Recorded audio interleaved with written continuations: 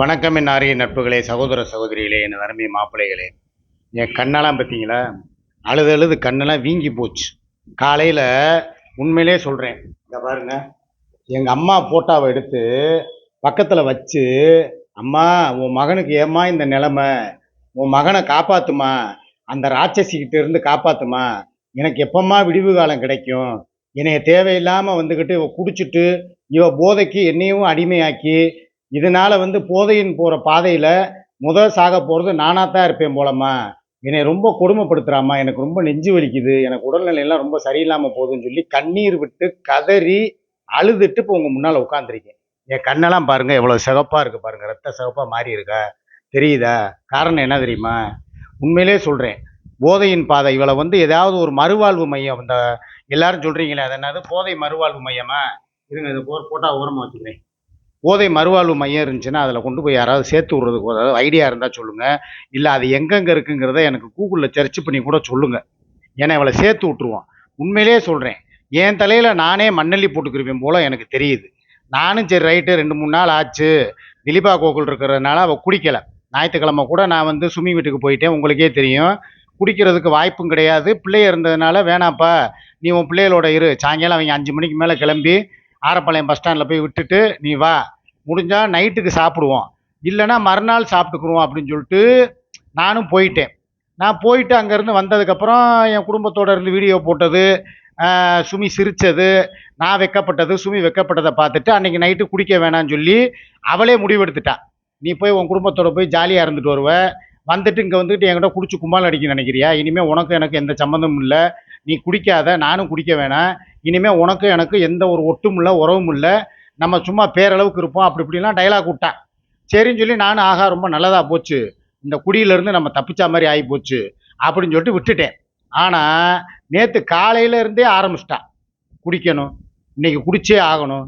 அவளுக்கு என்னன்னு தெரியலைங்க, அந்த மதுங்கிற அந்த உடம்புல ஆல்கஹால் ரத்தத்தில் கலந்து கலந்து கலந்து அது ஒரு 2-3 நாளைக்கு குடிக்காமல் இருந்தால் ஒரு பைத்தியம் பிடிச்சா மாதிரி ஆயிரும் போல். மண்டை மூளை வேலை செய்யாது போல், ஆல்கஹால் அந்த உடம்பு கேட்குது போல். அதனால நாள் நைட்டு பேசுனதுக்கு மறுநாள் காலைல நேற்று பேசுனதுக்கு நிறைய டிஃப்ரெண்ட் இருந்துச்சு. ஏதோ நாள் நைட்டு பார்த்தா ரெமோ மாதிரி இருந்தான், காலையில் பார்த்தா அந்நியனா மாறுறான். எனக்கு எனக்கு சரக்கு வேணும், எனக்கு வாங்கிட்டு வா, மீன் வாங்கிட்டு வா, இறால் வாங்கிட்டு வா, உன் பொண்டாட்டிக்கும் உன் குடும்பத்துக்கும் மாத்திரம் மீன் வாங்கிட்டு போய் கொடுத்துருக்க, இறால் வாங்கிட்டு போய் கொடுத்துருக்க, அப்போ எனக்கும் வாங்கிட்டு வா அப்படின்னு சொல்லி நேற்று காலையில் அவள் தான் என்னை தூண்டுனது. நான் எனக்கு அது வரைக்கும் சரி ரைட்டு சரக்கடிக்க வேணான்ட்டா, ரொம்ப நல்லதாக போச்சு. நம்மளுக்கு ஏற்கனவே அஜீரண கோளாறு, ஏப்பம், கல்லீரல் வீக்காக போய் கிடக்கு, இது போக சண்டை போட்டு சீரட்டு குடிச்சு குடிச்சு நுரையீரல் வீக்காக கிடக்கு. நல்லது தான், ஒரு மாதம் ஒரு 40 நாளைக்காவது நம்ம எதையுமே சாப்பிடாம இப்போ சிகரெட்டை நிப்பாட்ட முடியல, அது குறைச்சிக்கிறலாம். ஆனால் தண்ணி அடித்தேன்னா எனக்கு அன்னைக்கே எப்பேட்டை காட்டிடுது. அன்றைக்கி நைட்டு பூரா சாயங்காலம் லைவில் பார்த்தா ஏப்பமாக வருது, நைட்டு லைவ் போடும்போது ஏப்பம் வருது, சாப்பாடு இறங்க மாட்டேங்குது. முந்திலாம் அந்த சரக்கு அடித்தா சாப்பிட்ணும், அப்படியே இந்த இதுமே ராஜிக்கிரன் சாப்பிடுவான் பாருங்க, நல்லி எலும்பு, ஆட்டுக்கால், அப்படியே மட்டனு, நெஞ்செலும்பு சூப்பு, அப்படியே ரத்த பொரியல் எல்லாத்தையும் வச்சு அப்படியே ஆவு ஆவு ஆவுன்னு திங்கன்னு போல இருக்கும். இப்போலாம் என்ன ஆகுதுன்னா சாப்பிடவே தோண மாட்டேங்குது. சரக்கு அடிச்சுட்டா அப்படியே கிரு கிரு கிருன்னு கேரா வருது. ஓவரா குடிச்சிட்டா வாந்தி எடுக்கிற மாதிரி மைண்டு போகுதா, போய் அப்படியே கண்ணை இருக்க மூடிக்கிட்டு படுத்துடுறேன். படுத்தா எனக்கு தூக்கமும் வர மாட்டேங்குது, அதே நேரம் வாந்தி வர்ற மாதிரியே ஃபீலிங் ஆகுது. சோறுங்கிறதே இறங்க மாட்டேங்குது உள்ளுக்குள்ளே. போன வாரத்துக்கு வாரம் எடை போட்டப்போ 72 கிலோ இருந்தேன். போன வாரம் போய் இந்த ஆஸ்பத்திரியில் எதுக்கோ ட்ரீட்மெண்ட்டுக்கு போனேன் பாருங்கள், நாய் கடிச்சதுக்கு, பப்பு கடிச்சதுக்கு, அதுக்கு போய் ட்ரீட்மெண்ட் பார்க்க போகும்போது எடையை போட்டு பார்க்குறேன், 68.9 கிலோ தான் இருக்கேன். ஆக 3 கிலோ குறைஞ்சிருக்கேன். காரணம் எனக்கு சாப்பாடு கிடையாது, கல்லீரல் வீக்கு, அஜீரண கோளாறு. ஏன்னா அந்த வயிறு எவ்வளவு தான் தாங்கும், இவ்வளோத்துக்கும் காலையில் சாப்பிட்றது இல்லை. முந்தையாவது கூழு ஏதாவது குடிச்சிட்டு அப்புறமா தான் சரக்கடிப்போம். இப்போ மொத்தத்துக்கு 12 மணிக்கு எப்படா ஒயின் ஷாப்பு திறக்கும்னு காத்திருந்து திறந்த உடனே சரக்கை வாங்கிட்டு போய் 12 மணிக்கு திறந்தா 12:30க்கெல்லாம் குடிக்க ஆரம்பிச்சிடுறது. ஏன்னா காரணம் நான் 6 மணி லைவுக்கு வரணும். 12 மணிக்கு சாப்பிட்டா தான் ஒரு 5 மணி நேரம் கழித்து லைவ் போட வரும்போது எல்லாமே டீ குடிச்சிட்டு ஒரு லெமன் ஜூஸ் குடிப்பேன். அப்படிங்கும்போது தெளிவாயிருவேன். அப்படி தான் நான் லைவ் குடிக்கிற அன்னைக்கு, மற்ற நாள் கிடையாது, குடிக்கிற அன்னைக்கு அப்படி தான் லைவ் போடுவேன். இது ஓப்பன் ஸ்டேட்மெண்ட் தான், இதில் ஒளிவு மறைவுலாம் எதுவும் கிடையாது. ஆக எனக்கு அந்த குடிக்கிற இன்ட்ரெஸ்ட்டு இப்போ சுத்தமாக போயிருச்சு. ஆனால் இவளுக்கு குடிக்கிற இன்ட்ரெஸ்ட்டு அதிகமாகிக்கிட்டே போகுது. நேற்று பார்த்தா காலையிலேருந்து என்னை போட்டு ரப்சர் பண்ணி எப்படியாவது நான் சரக்கு அடிக்கணும், அங்கே மாத்திரம் மீன் வாங்கினேன்னு சொல்லி நானும் போய் இறாலை வாங்கிட்டு மீனை வாங்கிட்டு போய் கொடுத்து சமைச்சு சாப்பிட கொடுத்துட்டு அளவாக சாப்பிடுவேன். நான் எப்பயும் சாப்பிட்றது எவ்வளோனா எனக்கு ஒரு லிமிட் இருக்குது. ஒரு 2 ரவுண்டு சாப்பிட்டேன்னா அதோட போய் நான் படுத்துருவேன். இவன் என்ன பண்ணுறது, 2 ரவுண்டு அடித்ததும் இல்லாமல் எனக்கு ஊற்றி வச்ச கிளாஸில் இருக்கிறதையும் எடுத்து குடிச்சுப்புட்டு அந்த மிச்சம் இருக்கிற சரக்கையும் எனக்கே தெரியாமல் குடிச்சுப்புட்டு நேற்று அப்படி தான் நடந்திருக்கு. நேற்று சில பேர் சொன்னாங்க, அண்ணே நீங்கள் உங்கள் கூட சேர்ந்து சாப்பிட்ருந்தா இந்நேரம் சாயங்காலத்துக்கே அவங்களுக்கு கிளியர் ஆகிருக்கும். நேற்று நைட்டு 10 மணி லைவ் போடுறீங்க, அந்த நேரமும் உட்காந்துக்கிட்டு பினாத்திக்கிட்டு உங்களை லைவ் போட விடாமல் தடுக்கிறாங்கன்னா நீங்கள் வாங்கி வச்சதை எங்கேயோ இருந்ததை எடுத்து ஒன்றா குடிச்சிருக்காங்கண்ணே, உங்களுக்கு தெரியாமல் நீங்கள் லைவ் 6 to 7 போட்டு விட்ற நேரத்தில் இந்த சம்பவம் நடந்திருக்குனே அப்படின்னு சொல்லி நிறைய பேர் சொன்னீங்க. அதே மாதிரி நான் லைவ் முடிஞ்சோன்னே போய் பார்க்குறேன், நான் வச்சுருந்த மிச்ச சரக்கு அந்த பாட்டிலில் இருந்ததை பூராமே அவள் குடிச்சிருக்கான். அதனால தான் நேற்று நைட்டு உட்காந்துக்கிட்டு 10 மணி லைவில் என்னையவும் போராட விட்டு என்னையவும் கத்த விட்டு நெஞ்சு வலிக்காரனாக மாற்றி இவளும் தேவையில்லாமல் போதையில் கமாண்டர்ஸை போட்டு திட்டிக்கிட்டு நக்கல் சிரிப்பு நையாண்டி சிரிப்பு சிரிச்சுக்கிட்டு என்னை போட்டு பாடா படுத்தி எடுத்துட்டான். அதனால் உங்ககிட்ட நான் கேட்குற ஒன்றே ஒன்று தான், இவளை இப்படியே விட்டோம்னு வைங்களேன், இவ சாகிறதுக்கு முன்னால் என்னையே சாவடிச்சிருவான். நான் அதுக்கப்புறம் டென்ஷனில் பாட்டிலெலாம் தூக்கி கொண்டு போய் எரிய போயிட்டேன். சப்போஸ் இந்த அன்னைக்கு மாதிரி பெல்ட்டால் அடித்து மண்டையை திறந்து விட்டு தையல் போட்ட கதையா நேற்றும் பாட்டில் கொண்டு அடித்து மண்டை கிண்டை உடஞ்சி போய் இவன் உயிருக்கு ஏதாவது ஒன்று ஆயிடுச்சுன்னா யார் இவளுடைய பிள்ளைகளுக்கு திலீபா கோகுலுக்கு பதில் சொல்கிறது? என் பேரனுக்கும் என் பிள்ளைகளுடைய எதிர்காலத்துக்கும் யார் பதில் சொல்கிறது? ஆத்திரக்காரனுக்கு புத்தி மட்டும் சொல்லி ஒரு பழமொழி இருக்குது. அதை மாதிரி கோவத்தில் நம்ம என்ன செய்கிறோங்கிறதே தெரியாமல் நம்ம ஏதாவது ஒன்று செஞ்சிடறோன்னு வைங்க, பழி யார் பக்கம் விழுவோம்? என் பக்கம்தான். அந்த நேரம் நம்ம போய் என்ன தான் காவல்துறையிட்ட போய் நியாயம் பேசினாலும் நடக்காது. தம்பி, நீ ஆத்திரத்தில் செஞ்சாலும் சரி தான், அவசரத்தில் செஞ்சாலும் சரி தான், கொலை தான் அப்படின்னு சொல்லிட்டு நம்மளை தூக்கி உள்ளே போட்டுருவாங்க. நாளைக்கு அப்புறம் நம்மளுக்கு ஆயுள் தண்டனையோ இல்லை வேறு ஏதோ ஒன்று உமன் ஹராஸ்மெண்ட்டுன்னு சொல்லி ஏதோ ஒன்று பிரச்சனைக்கு மேலே பிரச்சனையில் தான் போய் முடியும். இதுக்கு ஒரே தீர்வு, இவளை கொண்டு போய் மறுவாழ்வு மையமாக மதுபோதை மறுவாழ்வு மையம் அதில் கொண்டு போய் இவளை சேர்த்துறது தான் நல்லதுங்கிறது என்னோட முடிவு. தயவுசெய்து யாராவது சொல்லுங்கள்.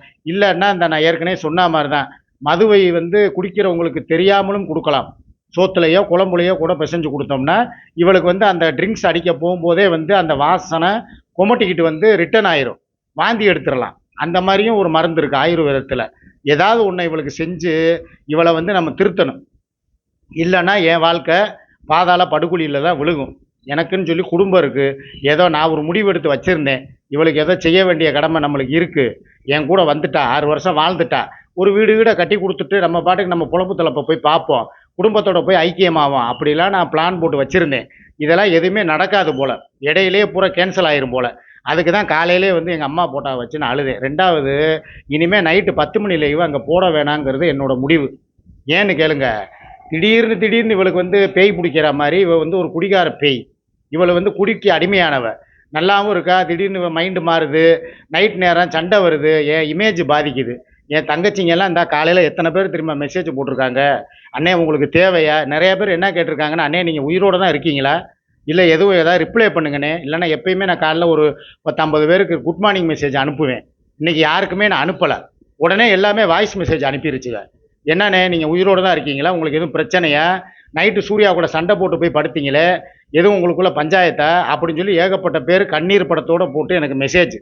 சில பேர் ரிப்பு படமே போட்டாங்க. மாப்பிள்ளைங்க மாமாவுக்கு கண்ணீர் அஞ்சலின்னு சொல்லி இந்த அவன் ரைடு வித் சிவிக்கு பரலோகம் இவங்கெல்லாம் போட்டா அனுப்பி விட்ருக்காங்க. இது எதுக்கு தேவையா எனக்கு?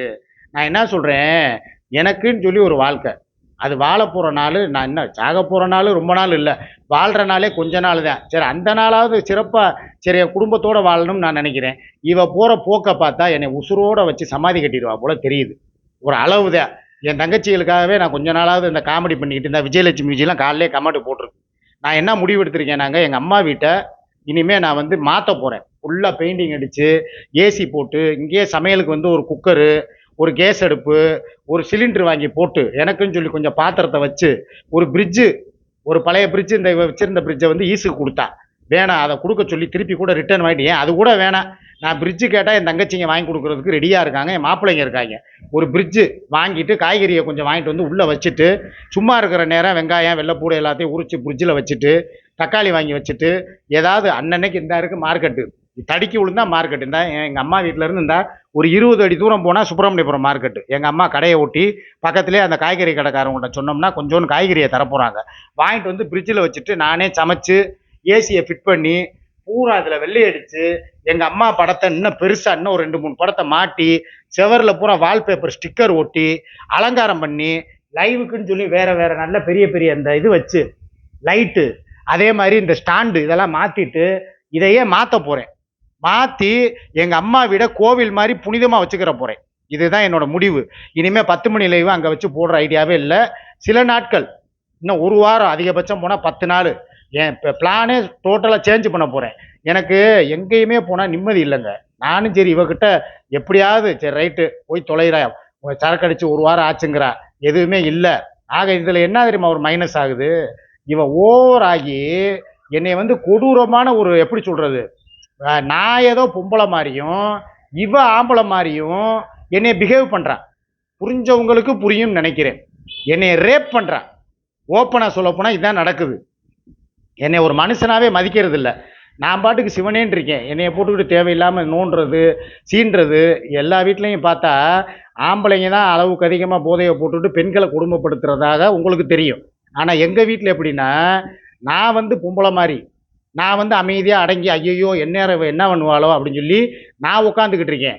இவ வந்துக்கிட்டு என்னை பல கொடுமைகளுக்கும் சித்திரவதைகளுக்கும் நான் ஆளாகிறேன். இதெல்லாம் வெளியே சொன்னால் வெக்கக்கேடு. அந்த அளவுக்கு சில விஷயங்கள்லாம் நடக்குது.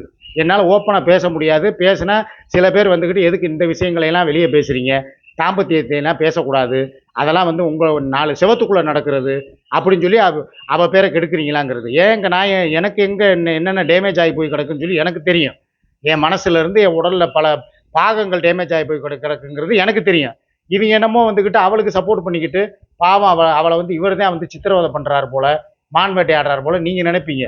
பல விஷயங்கள் உள்ளுக்குள்ளே இருக்குது, எனக்கு வெளியே சொல்ல முடியலை. அந்தளவுக்குலாம் சில சம்பவங்கள்லாம் நடந்திருக்கு. சொன்னால் சிரிப்பீங்க, கேவலமாக இருக்கும். அதனால் சொல்ல விரும்பலை. அது ஒரு பக்கம் இருக்கட்டும். அதை அண்டர்ஸ்டாண்டிங் நான் பண்ணிக்கிறேன், நீங்களும் பண்ணியிருப்பீங்கன்னு நான் நினைக்கிறேன். அதனால் இனிமே அவளுக்கு குடிங்கிறதே வேணாம்.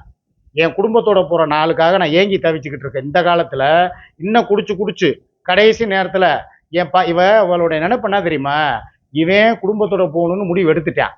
ஆனால் இவனை முழுசாக நல்ல ஒரு ஆரோக்கியமான ஆம்பளையாக நம்ம அனுப்பக்கூடாது. இவனுக்கு உடம்புல எல்லா பாகமுமே பீஸா போயிருக்கணும். புரியுதா? நான் அங்கே போய் சப்போஸ் வேறு ஏதாவது தவறுகள் நடந்துடக்கூடாது அப்படிங்கிறதுக்காக என்னுடைய உடம்புல உள்ள எல்லாமே. இப்போ கல்லீரல் பாதிப்பானா என்ன ஆகும், சாப்பாடு இறக்காது, அஜீரணமாகும். நுரையீரல் பாதிப்பானா என்ன ஆகும், மூச்சு விட முடியாது, வீசிங் ப்ராப்ளம் வரும். சப்போஸ் நாளைக்கே என் குடும்பத்தோட போய் கொஞ்ச நாளில் எனக்கும் சுமிக்கும் ஏதோ ஒரு சின்ன ஒரு டச்சிங் ஆச்சுன்னா என்னால் அந்த நேரம் எந்திரிச்சு நிற்க முடியாத அளவுக்கு, புரியுதா, நான் எந்திரிச்சு நிற்க முடியாத அளவுக்கு, நான் தலை தூக்க முடியாத அளவுக்கு, நான் தலை நிமிந்து நடக்க முடியாத அளவுக்கு, என்னை எல்லாத்துலேயுமே சோர்வா எப்பயுமே எதுவுமே நடக்காத அளவுக்கு என்னைய மாற்றி, ஒரு பழமொழி சொல்லுவாங்கல்ல, ஒரு இடத்துக்கு கொண்டு போய் ஒருத்தனை விடுறதுக்கு முன்னால் அவங்கிட்ட இருக்கிற ஏட்டு இஜட்டை உருவிட்டு விட்டுட்டோம்னா அவங்களுக்கு நம்ம மேலே பாசம் வராது.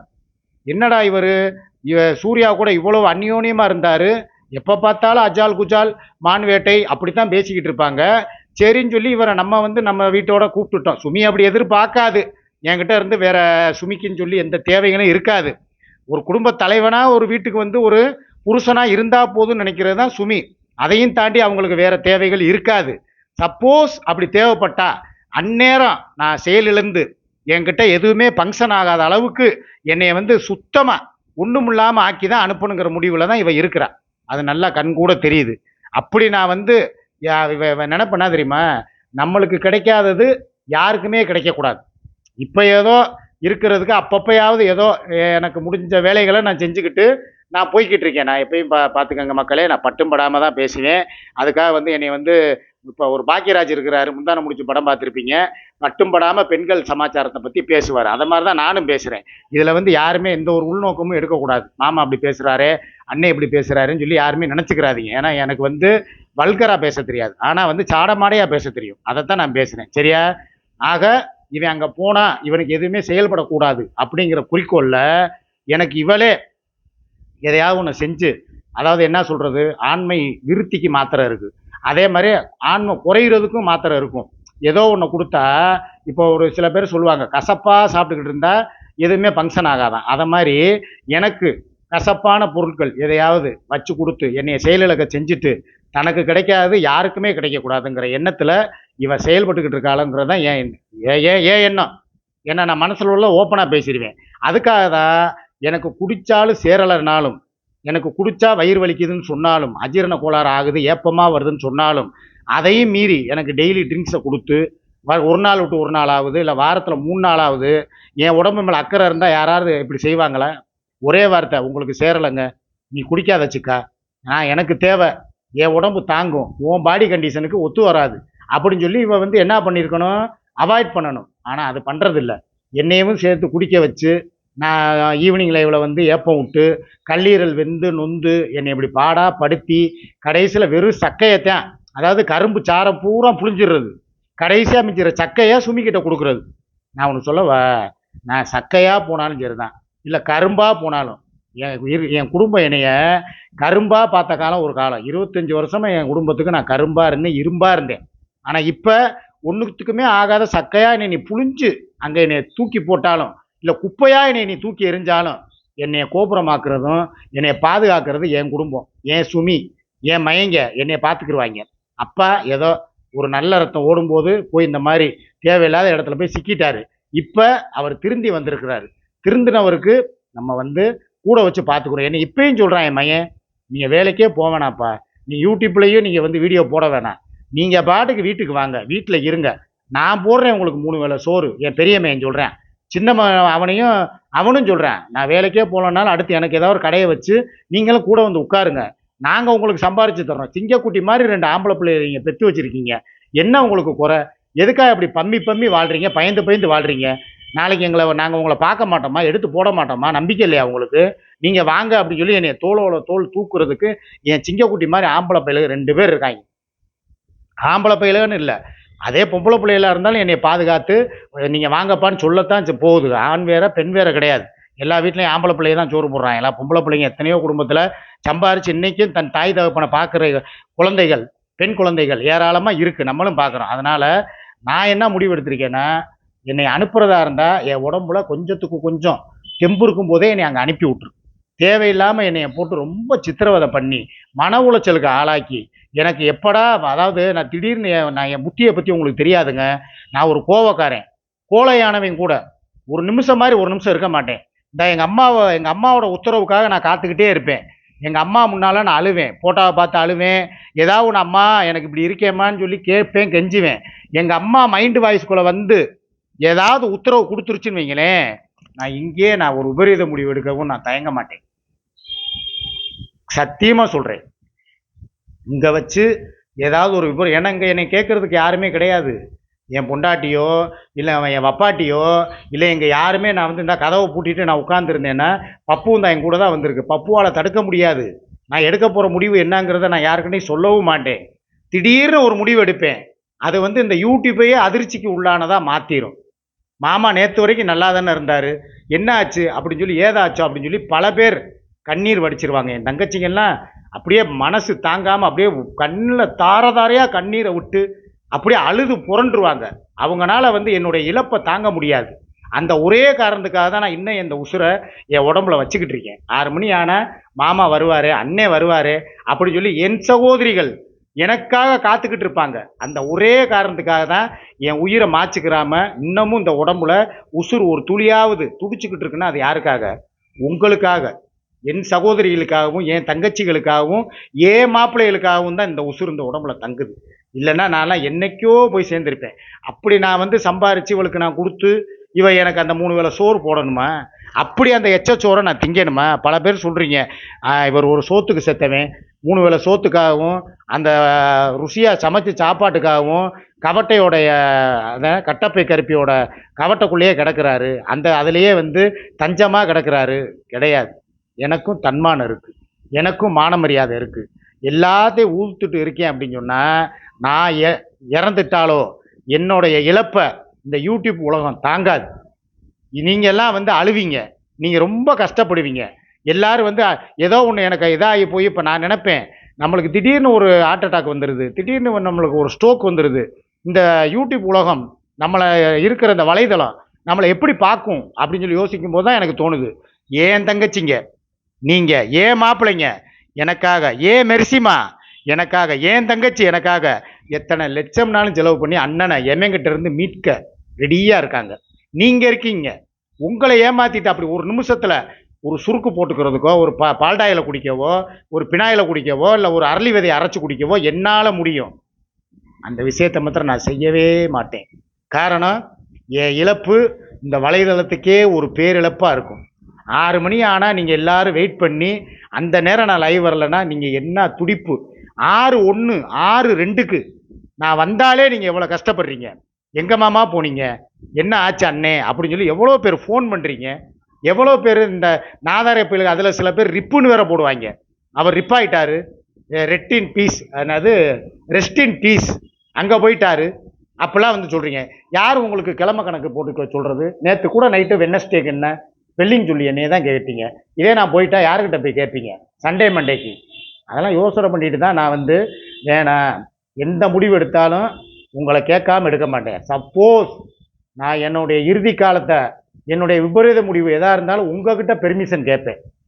இந்த மாதிரி எனக்கு மனசுக்கு தோணுது, தங்கச்சிகளே இந்த மாதிரி எனக்கு தோணுது, நான் சாகவா வாழவா அப்படின்னு கேட்டால் நீங்கள் வாழுங்க அண்ணே, நீங்கள் எனக்கு வேணுங்க அண்ணே, நீங்கள் தானே எங்களுக்கு உலகங்க அப்படின்னு சொல்கிறதுக்கு தான் எனக்கு லட்சக்கணக்கான தங்கச்சிங்க இருக்கீங்க.